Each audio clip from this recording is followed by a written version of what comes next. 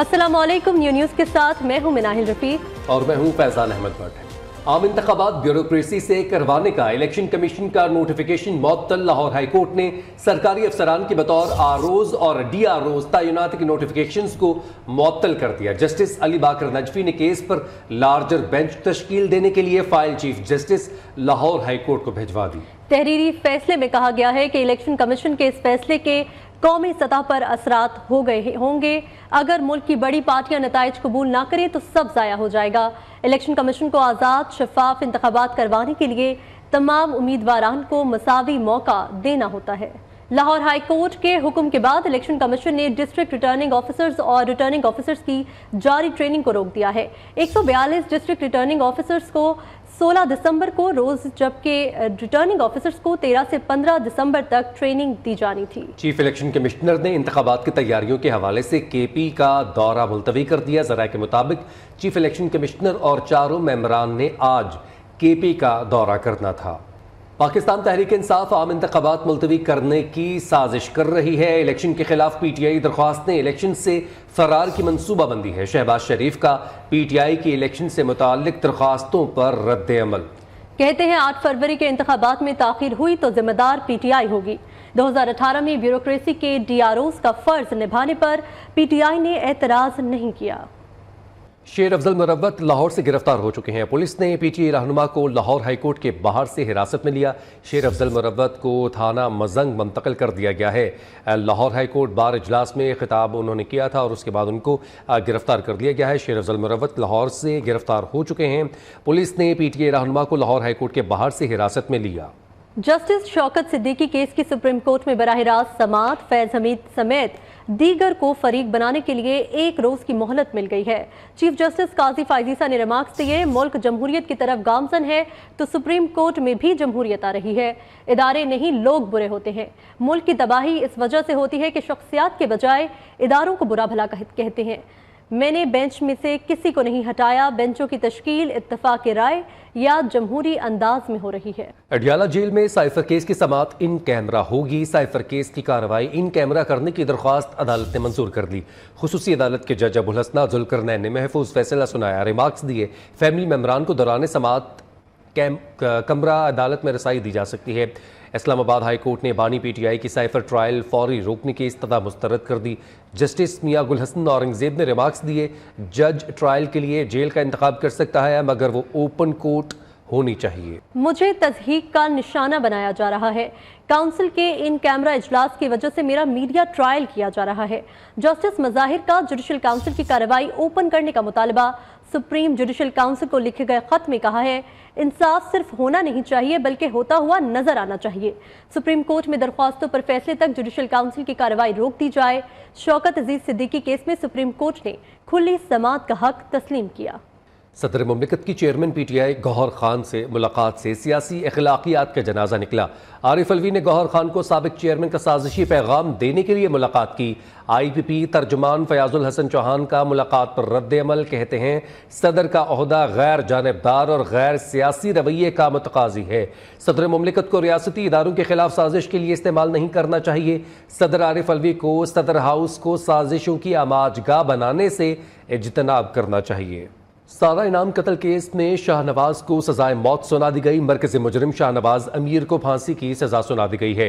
Additional session जज नासिर जावेद राना ने महफूज शुदा फैसला सुनाया। मुजरिम शाहनवाज की वालिदा समीना शाह को बरी कर दिया गया। मुजरिम शाहनवाज अमीर को 10 लाख जुर्माना मकतूला के वालिदैन को देने की हिदायत। तफसीलात ज़िशान सैयद से। इस्लामाबाद की डिस्ट्रिक्ट कोर्ट ने सारा इनाम कत्ल केस के मरकजी मुजरिम शाहनवाज को मौत की सजा सुना दी। डिस्ट्रिक्ट एंड सेशन जज नासिर जावेद राना ने महफूज फैसला सुनाया। मुजरिम शाहनवाज की वालदा मुल्जिमा समीना शाह को अदम सबूत की बिना पर बरी कर दिया गया। सारा इनाम के वालिदैन फैसले के वक्त आबदीदा हो गए। अदालती फैसले के बाद पुलिस मुजरिम शाहनवाज को कमरा अदालत से लेकर रवाना हो गई। सारा इनाम को इनके शोहर शाहनवाज ने 22 और 23 दिसंबर 2022 की दरमियानी रात चकशदाद के एक फार्म हाउस में सर पर डंपल मारकर कत्ल किया था। कत्ल केस की समाअत 1 साल से जायद अरसे तक जारी रही। सेशन जज नासिर जावेद राना से कबल सेशन जज अतारुबानी और आजम खान ने भी सारा इनाम कत्ल केस की समाअत की।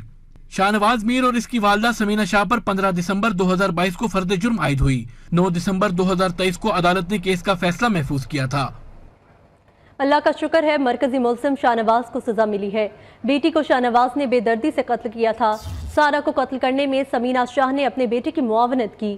سارا انعام کے والدین کی ڈسٹرکٹ کمپلیکس کے باہر میڈیا سے گفتگو، کہا میری عدالت سے گزارش ہے، شاہنواز امیر کی والدہ کو سزا ملنی چاہیے۔ شاہنواز امیر کا مقصد میری بیٹی سے صرف اور صرف پیسے بٹورنا تھا۔ سیاسی گرما گرمی اور ہلچل میں بڑی ملاقاتوں کا سلسلہ جاری ہے۔ شاہد خاقان عباسی اور اعجاز الحق کے درمیان طویل ملاقات ہوئی۔ دونوں رہنماؤں کا ناراض لیگی رہنماؤں سے رابطے کرنے پر اتفاق ہوا۔ سربراہ مسلم لیگ ضیاء اعجاز الحق کی چوہدری نثار سے بھی جلد ملاقات کا امکان ہے۔ مزید تفصیلات نمائندہ خصوصی محسن بلال بتائیں گے۔ جی بلال، اپڈیٹ کیجیے گا۔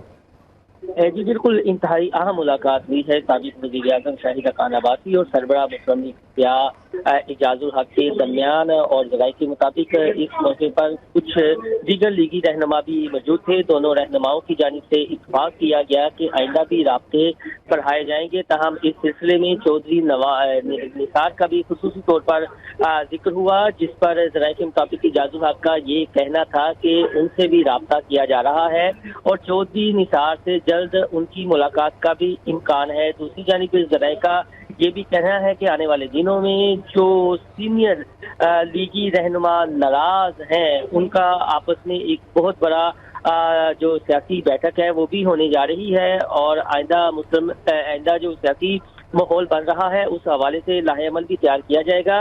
دوسری جانب سابق وزیر اعظم شاہد خاقان عباسی نے بھی جو ہے وہ ایک فیصلہ کن موڑ پر پہنچے ہوئے ہیں کہ انہوں نے اپنا سیاسی طور پر کیا فیصلہ کرنا ہے، اس حوالے سے بھی ڈسکشن ہوئی ہے۔ جی ٹھیک ہے، بہت شکریہ، آپ نے اپڈیٹ کیا محسن۔ افغانستان ڈیرہ اسماعیل خان حملے میں ملوث کرداروں کو حوالے کر رہے دہشت گردوں کے خلاف مؤثر کارروائی کی جائے۔ ترجمان دفتر خارجہ ممتاز زہرا بلوچ کہتی ہیں ٹی ٹی پی سمیت دہشت گردوں کی پناہ گاہیں افغانستان میں ہیں، افغان سرزمین پاکستان کے خلاف استعمال ہو رہی ہے۔ ٹی ٹی پی کے ساتھ پاکستان کوئی مذاکرات نہیں کر رہا ہے۔ دہشت گردانہ کارروائیوں کا دین سے کوئی تعلق نہیں، پاکستانی قوم کے عزم کو دہشت گرد متزلزل نہیں کر سکتے۔ ڈی آئی خان دہشت گردی پر علماء کرام کا کہنا ہے کہ عوام سے اپیل ہے کہ اپنے عسکری اداروں کو مضبوط کریں۔ اسماعیل خان میں درابن کے مقام پر دہشت گردی کا ایک واقعہ ہوا ہے۔ اس واقعے میں پاک فوج کے 23 جوان شہید ہوئے ہیں اور وطن پر قربان ہوئے ہیں، اور پوری قوم اور پاکستان میں تمام مکاتب فکر کے علماء وہ اس قسم کی کارروائیوں کو دین سے اور نظریے سے اس کا کوئی تعلق نہیں سمجھتے۔ ہم تمام مکتب فکر کے علماء اس کی بھرپور مذمت کرتے ہیں۔ ہمارے عزم کو اس طرح کی کارروائی سے متزلزل نہیں کیا جا سکتا، اور ہم اپنے لوگوں سے بھی اپیل کرتے ہیں کہ خدا را اس طرح کی لوگوں کی نشاندہی کرے اور اس کا اعلی کار نہ بنے، اور اپنے اداروں اور پاک فوج کو مضبوط کرے۔ اسی میں ہماری سلامتی اور امن قائم ہوگی۔ اللہ کریم پاک فوج کے جوانوں کی شہادت کو قبول فرمائے۔ وطن عزیز کے دفاع کے لیے، اسلام کی سربلندی کے لیے انہوں نے شہادت کا جام نوش کیا ہے۔ اس مشکل صورتحال میں پوری وطن عزیز پاکستان کی قوم ہماری عسکری نوجوانوں کے ساتھ شانہ بشانہ کڑی ہے۔ ایک سیسہ پلائی دیوار کی طرح انشاءاللہ ہمارے حوصلے پست نہیں ہوں گے، پاکستان فوج کے حوصلے پست نہیں ہوں گے۔ ہم ایک ہے، ہم ایک تھے، ہم ایک رہیں گے۔ وطن عزیز پاکستان قائم رہے گا۔ پاکستان بھر کے علماء وہ اپنی فوج کے ساتھ، اپنی سیکیورٹی اداروں کے ساتھ کھڑے ہیں اور انشاءاللہ کھڑے رہیں گے۔ دہشت گردوں کو منہ کی کھانی پڑے گی، اور یہ ظالم، یہ جابر اور یہ انسانیت کے دشمن جو پاکستان کو بھی نقصان پہنچانا چاہتے ہیں، اس کے امیج کو بھی نقصان پہنچانا چاہتے ہیں، اور جتنے وہ خیر کے کام جو پاکستان میں ہیں یہ اصل میں اس کو بھی روکنا اور ختم کرنا چاہتے ہیں۔ لہٰذا یہ پاکستان کے نہیں، یہ انسانیت کے بھی دشمن ہیں، یہ پاکستان کے بھی، یہ مسلمانوں کے بھی۔ اور میں سمجھتا ہوں پاک فوج کے اوپر حملہ، پاکستان پر حملہ، یہ عالم اسلام کے اوپر حملہ ہے۔ دیگر خبروں میں آپ کو بتائیں نگران وزیر اعظم کا آزاد جموں و کشمیر کا دورہ، انوار الحق کاکڑ نے یادگار شہداء پر پھول چڑھائے، فاتح خوانی کی۔ نگران وزیر اعظم آزاد کشمیر قانون ساز اسمبلی سے خطاب کریں گے، آزاد کشمیر کی کابینہ کے اجلاس کی صدارت کریں گے۔ انوار الحق کاکڑ کا دورہ جموں و کشمیر کا مقصد جموں و کشمیر کے عوام کے ساتھ یکجہتی کا اظہار ہے۔ Welcome back. یہاں آپ کو بتائیں سپریم جوڈیشل کونسل کا بڑا فیصلہ، جسٹس مظاہر نقوی کی درخواست منظور کر دی گئی۔ کونسل کا جسٹس نقوی کے خلاف شکایات پر اوپن سماعت کرنے کا فیصلہ۔ سپریم جوڈیشل کونسل نے جسٹس نقوی کی درخواست پر اوپن سماعت کا فیصلہ متفقہ طور پر کیا ہے۔ اس حوالے سے مزید تفصیلات جانتے ہیں سعید بلوچ سے۔ سعید بتائے گا مزید کیا تفصیلات ہیں؟ جی بالکل، یہ سپریم جوڈیشل کونسل کا بڑا اہم فیصلہ اب سے تھوڑی دیر قبل ہی سامنے آیا ہے۔ جسٹس مظاہر نقوی کی جانب سے آج ایک خط لکھا گیا تھا سپریم جوڈیشل کونسل کے تمام ممبران کو، اور اس خط میں یہ استدعا کی گئی تھی کہ ان کی جو جوڈیشل کونسل کی کارروائی ہے وہ اس کی کھلی سماعت کی جائے۔ یہ ان کے جو بنیادی حقوق ہیں یہ اس میں بھی اس بات کا تحفظ ہے کہ ان کے مقدمات کا جو ساری جو کارروائی ہے اس کا شفاف ٹرائل ہو، اور شفاف ٹرائل کا تقاضا ہے کہ جوڈیشل کونسل کی کارروائی کی اوپن ہیئرنگ کی جائے، جس کے بعد آج 2:30 بجے سپریم جوڈیشل کونسل کا یہ اجلاس ہوا ہے، اور اس اجلاس میں یہ معاملہ زیر بحث لایا گیا، جس کے بعد جوڈیشل کونسل نے متفقہ طور پر اس بات کی منظوری دی ہے، اور جسٹس مظاہر نقوی کے خلاف جوڈیشل کونسل کی کارروائی کی اب کھلی عدالت میں سماعت ہوگی۔ جسٹس مظاہر نقوی کو سپریم جوڈیشل کونسل کی جانب سے جو آمدن سے زائد اخراجات بنانے اور اختیارات کے غلط استعمال پر 2 شوکاز نوٹس جاری کیے ہوئے ہیں۔ جسٹس مظاہر نقوی کے خلاف 10 شکایات سپریم جوڈیشل کونسل کو بھجوائی گئی تھی۔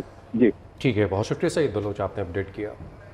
چیمپئنز لیگ فٹ بال کے مقابلے جاری، اے سی میلان نے نیو کاسل کو 1 کے مقابلے 2 گول سے شکست دے دی۔ اینٹورپ نے بارسلونا کو 3 گول سے شکست دی ہے۔ امریکی ایوان نمائندگان نے صدر بائیڈن کے مواخذے کے لیے تحقیقات کی اجازت دے دی۔ ایوان میں مواخذے کی تحقیقات کے حق میں 221 اور مخالفت میں 212 ووٹ پڑے۔ ایوان میں ریپبلکنز تحقیقات کی منظوری پر نہال، ڈیموکریٹس بینچز پر خاموش چھائی رہی۔ چیئرمین کمیٹی جیمز کومر کا کہنا تھا کہ تحقیقات میں وائٹ ہاؤس کی جانب سے رکاوٹ کا سامنا ہے، مکمل تعاون کیا۔ ریپبلکنز الزامات کے خلاف شواہد بھی فراہم کیے۔ اردو شاعری کا بڑا نام جان ایلیا کے مداح آج ان کی 92ویں سالگرہ منا رہے ہیں۔ جان ایلیا اپنے منفرد انداز، بے ساختہ لہجے اور رومانوی غزلوں کی وجہ سے آج بھی لوگوں کے دلوں میں زندہ ہے۔ شاعر بے بدل جان ایلیا کو اقدار شکن اور باغی کہا جاتا ہے۔ جان ایلیا نے 1957 میں پاکستان ہجرت کی اور کراچی کو اپنا مسکن بنایا۔ نیوز بلیٹن سے فی الوقت اتنا ہے۔ مزید خبروں اور تفصیلات کے لیے دیکھتے رہیے نیو نیوز۔